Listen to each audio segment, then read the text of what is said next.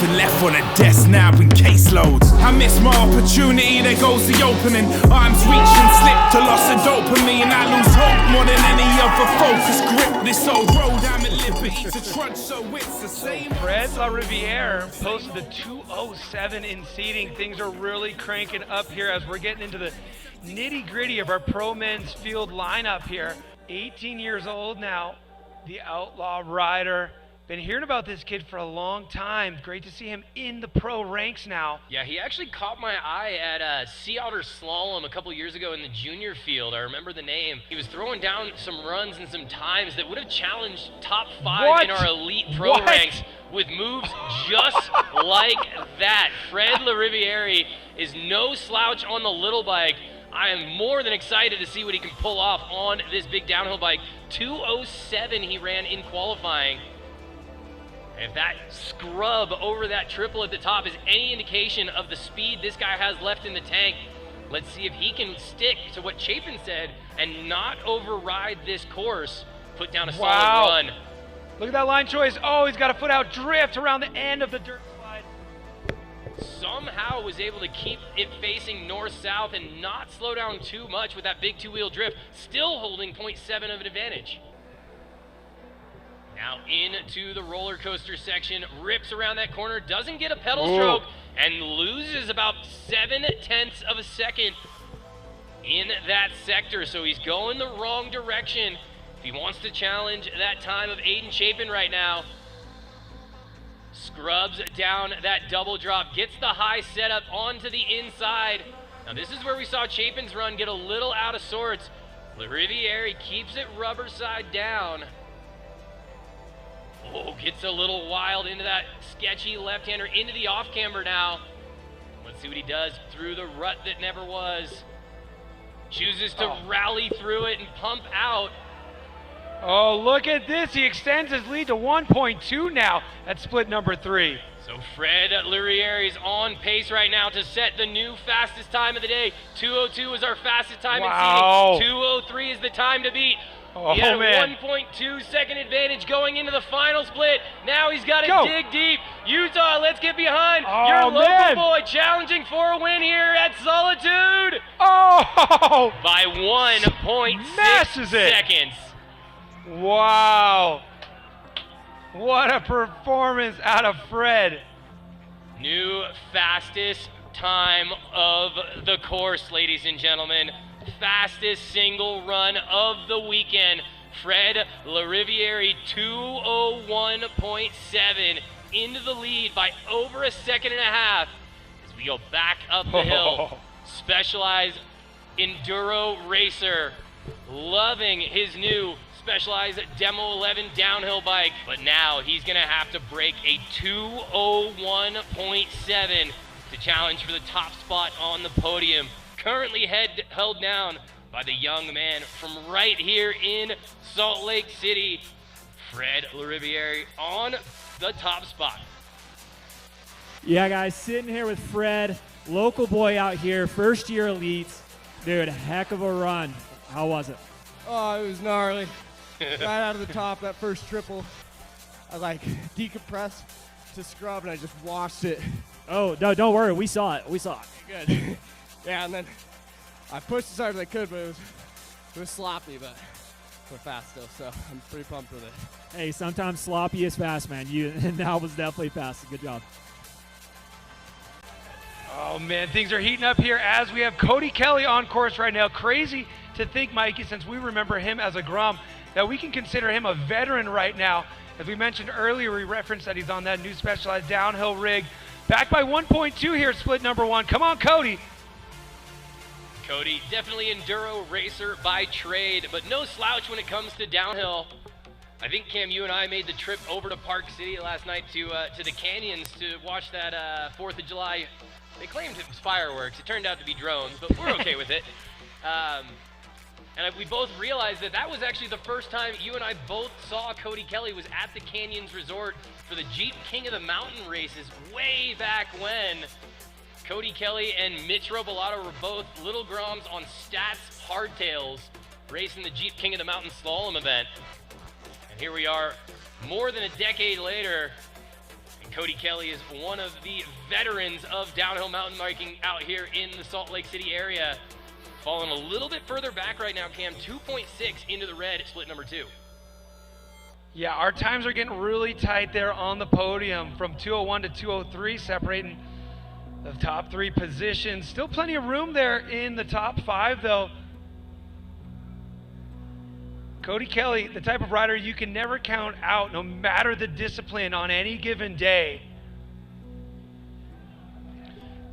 Cody into the finish straight now, and this is where he might be able to pull back couple tenths, add some more placements to his finish. 6th place for Cody Kelley, 207.52, 207.52. The time for Cody Kelley. As Fred LaRiviere breathes another sigh of relief as a heavy hitter goes down slower here in the finals. Back up to the top. Treyton Maskaly, the next rider to drop in here. 21 years young, riding it for Specialized Bikes.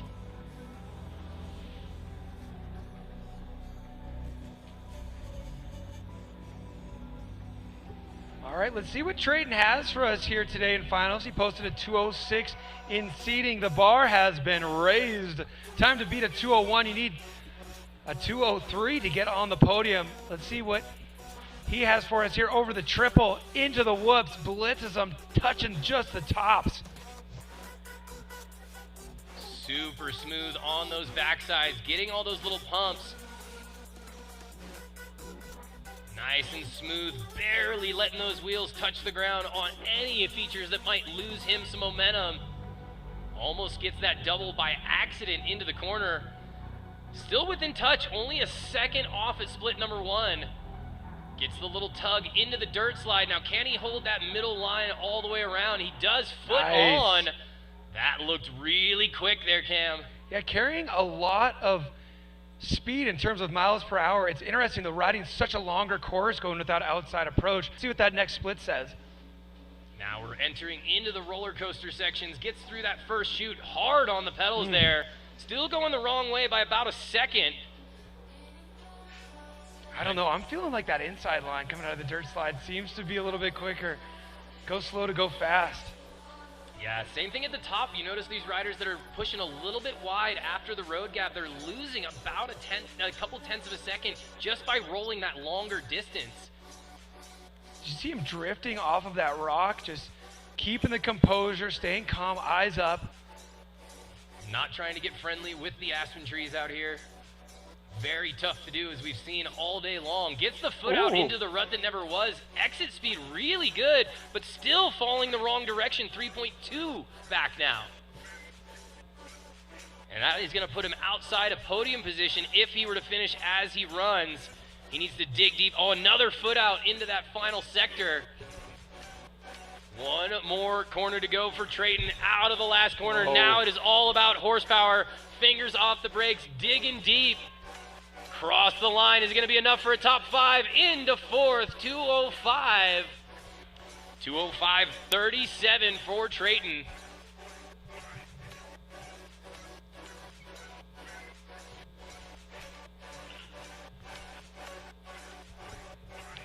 So we're getting into our final 5 or so riders here. 7. I needed to take my shoes off. 7 riders at the top, with Shane Leslie from just up the road here in Sandy, Utah. Definitely not the conditions he grew up racing downhill in. Originally from Michigan, calling Mountain Creek his home mountain, growing up riding in that East Coast style roots and rain. Now calling Sandy, Utah home. And these dusty conditions. Now local dirt for Shane Leslie, the Sun Tour rider, dropping in on finals run. Shane Leslie doing it for Trek and Redmond Relight. Gapping toward the last 2 whoops, sprinting hard on the pedals. Keeps about a middle line through that top section, but really, really smooth. Hard to really gauge how much momentum he's carrying up the hill until we get to this first split. nice and smooth through that main line, though. We didn't see him get bounced. Yeah, he decided not to gap it, just keeping the tires on the ground in order to roll the dice a little less, stay on that ideal line.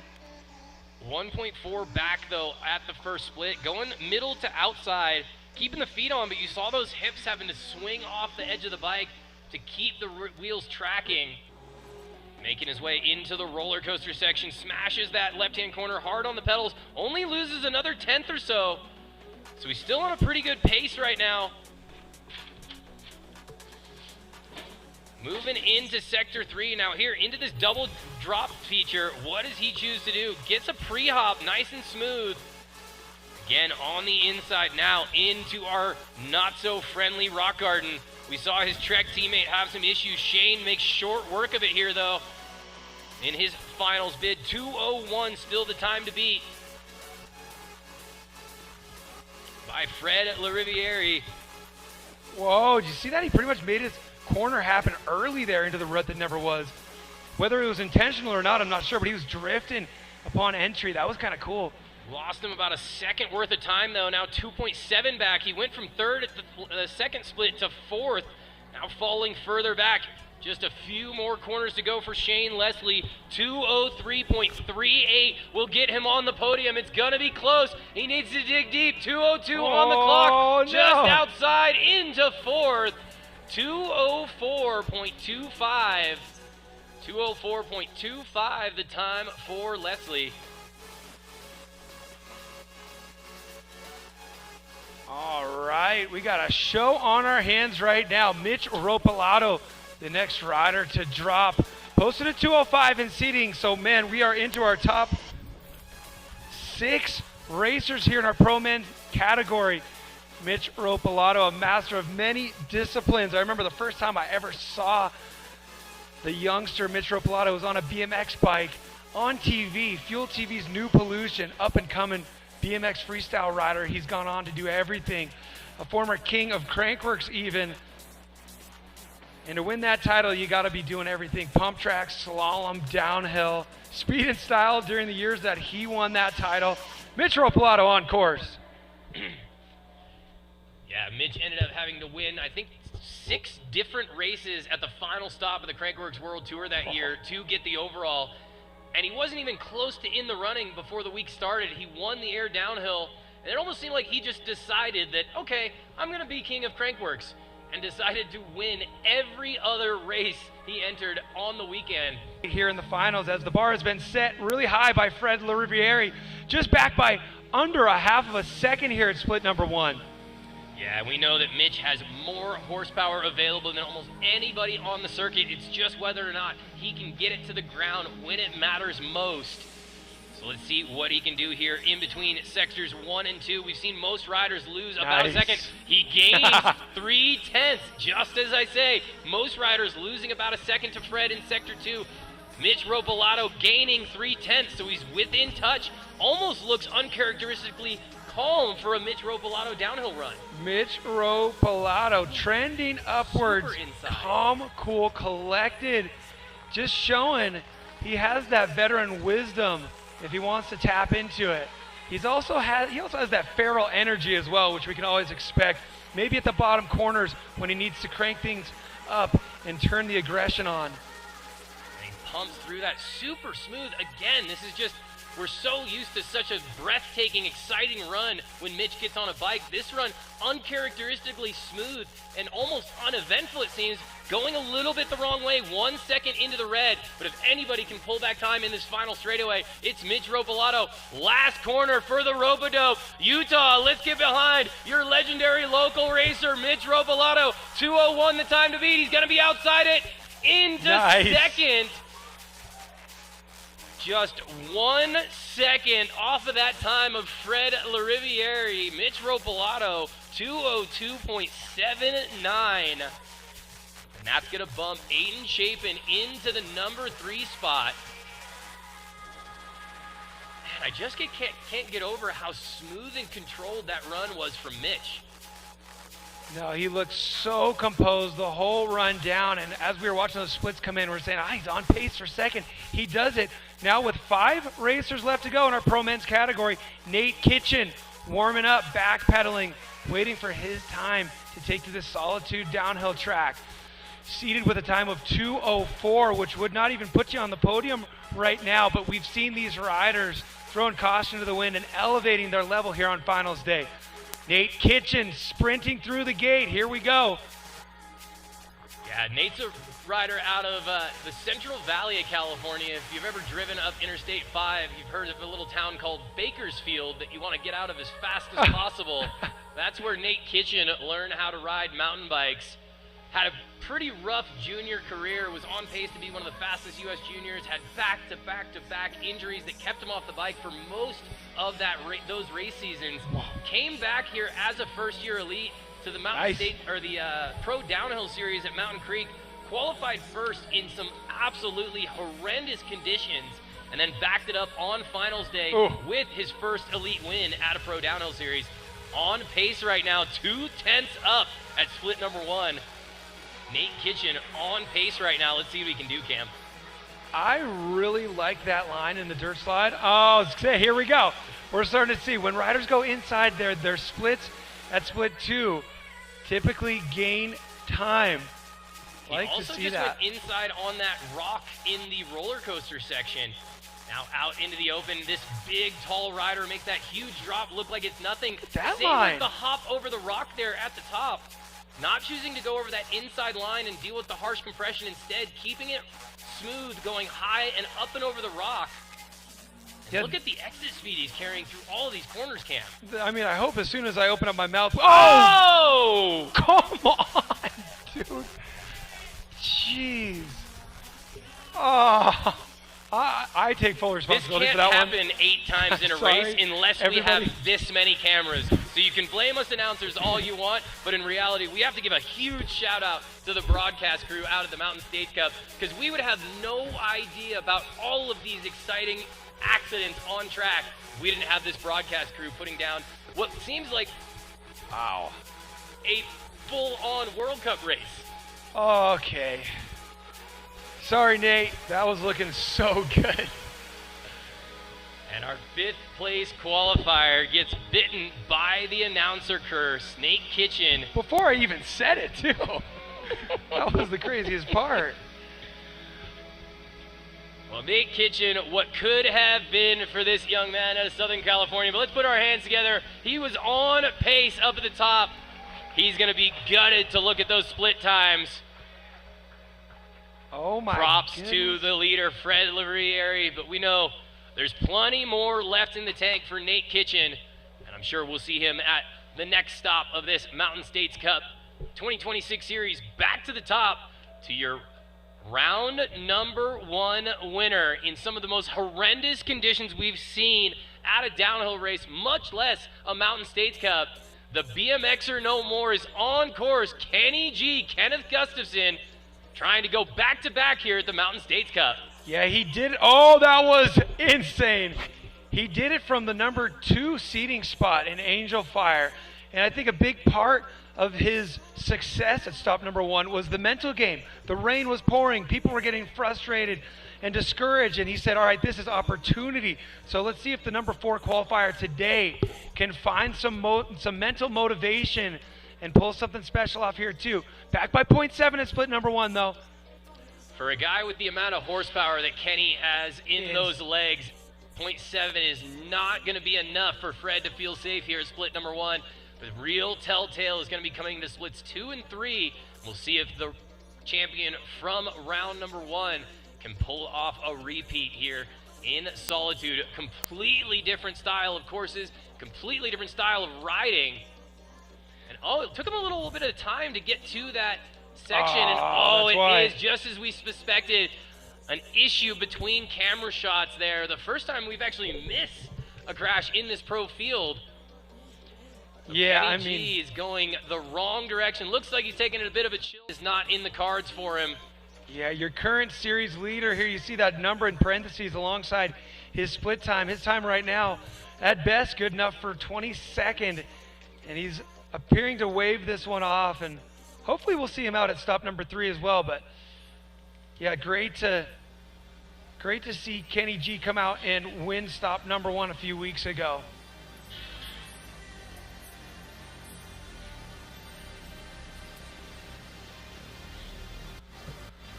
So 3 riders left in this pro men's field once we get Kenneth Gustafson through the line. Love the fact that we're doing 3-minute gaps out here and we get to see absolutely every moment of these runs. Shout out Clay Porter, by the way. 3-minute gaps. Okay, I was like, was he here? No, just showing some mountain bike history, especially those that are fans of race documentaries. If you want to learn a lot about the history of downhill, find yourself some Clay Porter DVDs and check those out. There's going to be some similar courses to these Mountain States Cup from back in the day racing. As Kenny crosses the line in 19th, not going to be a repeat performance for your Angel Fire winner, but we'll head back to the top. For Ryder, we have not seen at this Mountain States Cup before, but we've seen plenty of times racing all around Southern California throughout his young career. This is Ryder Lawrence doing it on the Mondraker. His teammate Ryan Pinkerton on that factory team had a great showing at the World Cup this weekend. And now it is Ryder Lawrence's time to challenge for maybe his first ever elite downhill win here at a Mountain States Cup. Not only clean over the triple, perfectly clean over the entire whoop section. But if there's one thing Ryder Lawrence is known for in his biking career, it's being an excellent jumper on his bike, throwing backflips even in slalom races at national champs last year.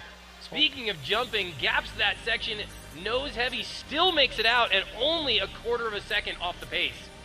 Yeah, jumps into the dirt slide, Cam. This is natural bike skill right here. Ryder Lawrence coming from deep family roots in the sport of mountain biking.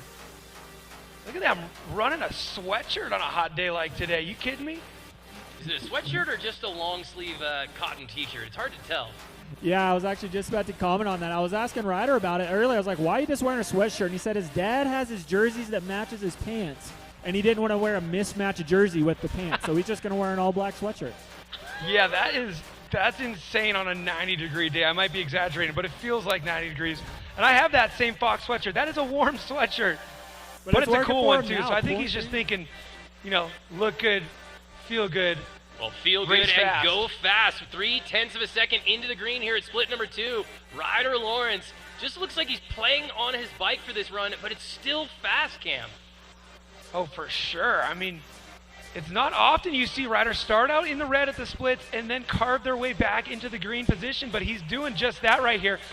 Up by 0.8 at split number 3. Yeah, extending that lead. The rider with the number 13 on his plate. I mentioned in seating yesterday, that's my lucky number. It seems to be a good one here for Ryder Lawrence. He's out of the last corner and on the gas. Will he break 2:01? 2:01 the time to beat. It's going to be close. He could go under 2 minutes. Oh, yeah! 1:59.9 sub 2-minute run. Come on, sweatshirt power.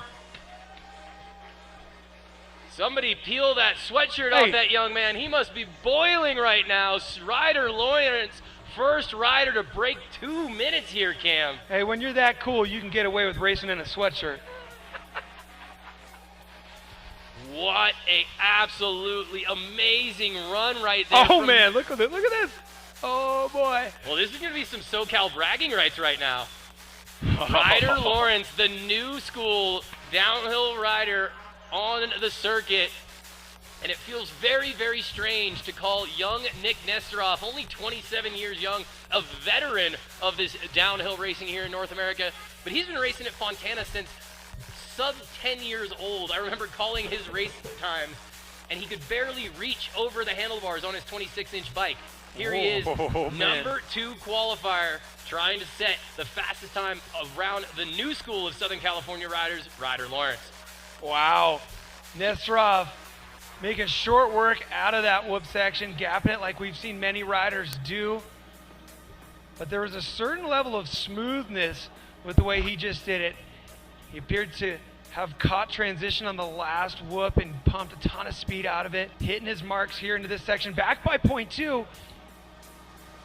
But 0.2 is the same gap. Actually, 0.25 is the same gap we saw Ryder Lawrence extend from on his run. True. So Nick Nestoroff just needs to build on that same kind of momentum, keep accelerating, keep pushing the pace from the top to the bottom on this run. At the same time, we heard from Aiden Chapin that you can't override this course. So perhaps that style that Ryder Lawrence has of just being smooth and effortless is the way to go. But there we go. Nick Nestoroff, 0.6 of a second into the green. Finding something special there between splits 1 and 2. Grabbing pedal strokes there going into this double drop. Gets the backside, goes middle line off the I think he climbs high here. Nope, right to the middle. Middle, stays high at the exit. Oh, that back wheel tried to fall off the ledge. He said, no way, Ari, you are staying where I tell you.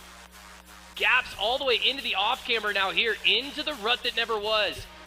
How does Nestoroff deal? Gets a good pump. Nice. Yeah, he generated out of that. And gets super tighty. He's still in the green by 0.9, extending another 0.3. We saw Ryder Lawrence grab a full second in this final sector. Let's see if Nestoroff can pull some of those Enduro horsepower out of his legs after a 2-minute run. 1:59 the time to beat. Nick Nestoroff, 1:53 on the clock. It's going to be close. He needs to dig deep to get to the line first. 1:58.54. Wow. With one rider left to go, Nick Nestoroff into the hot seat. The Ari Bikes factory rider calls Southern California home, but spends a good amount of time out here in this Utah dirt and showing that he has put in all of the work this offseason to be a force to be reckoned with in North American downhill. Nick Nestoroff, top time 1:58.54. with just your number 1 qualifier left at the top, Cam. Johnathan Helly, the BC boy, hailing from Kamloops, British Columbia. No shortage of terrain to challenge your mountain biking skills out there. Great resort, Sun Peaks Resort, to hone your racing skills. He qualified first yesterday with a 2:01. He's the last man with an opportunity to take the win here today, and he's on course. See that maple leaf sleeve on the left side of his jersey. That means he is the reigning Canadian downhill national champ. Gets the big huck all the way over the whoops and then gets on the gas. And then this very tall Canadian is doing everything he can to beat Arrow in that top section. Yeah, his riding style is the epitome of tall rider. I was watching his Instagram last night, and he just has that lanky control. We just saw Nick Nestoroff with that calm, composed, just real precise riding style. We're going to see Johnathan here just attack. Oh, and you're already seeing it. Look at how much he's throwing up roost, going inside on these corners, trying to shorten the track, use that extra big frame to drive the wheels down into the ground for traction. Still within half a second of that time of Nestoroff. And there's the mistake. He was close, only 0.4 off. So he was gaining time before that little slide out. Let's see if he can be a goldfish or if he's going to charge this section even harder. Oh, yeah, I think he's going to charge even harder by the looks of it. Gets the big huck out into the open, goes wide, rallies around the outside. Yeah, he's got an extra 200 mils of travel in those knees and elbows, doesn't he? He definitely does. Let's see if he can make it work down here in the bottom where it gets very tight. That big frame may actually work against him, trying to get around all these very tight trees in the bottom. So let's see how the big Canadian, a little bit of a stall out. Oh, he's still there. Within touch though, half a second, under half a second, separating your leader and the last rider down the course. Johnathan Helly with 2 more corners to go. Goes inside to inside there, Cam. Oh, man. 1 corner to go, 0.4 of a second. Johnathan Helly needs to beat a 1:58, 1:57 on the clock. It's going to be close. Wow. Into second, 1:59.2. Nick Nestoroff holds off an absolutely blistering run from Johnathan Helly, but it will be Helly in the number 2 spot. Nestoroff with the win, and huge shout out to Ryder Lawrence making his Mountain States Cup debut with a podium position. Wow, what a final, man. Just down to the wire.